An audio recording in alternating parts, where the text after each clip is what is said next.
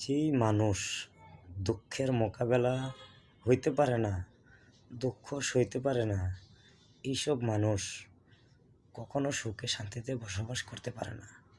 কারণ যে মানুষটা দুঃখের মোকাবেলা হয়েছে, এই মানুষটা সুখও ভোগ করতে পারে।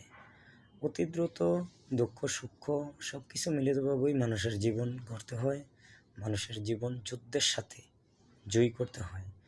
কারণ যেসব মানুষের জীবনে দুঃখ আসে নাই, এইসব মানুষ দুঃখ কী জিনিস এই জিনিস তার মাথায় নাই।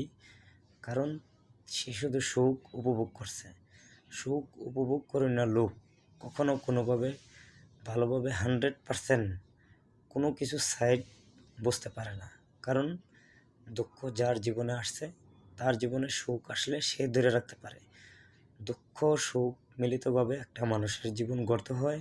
সবাই এই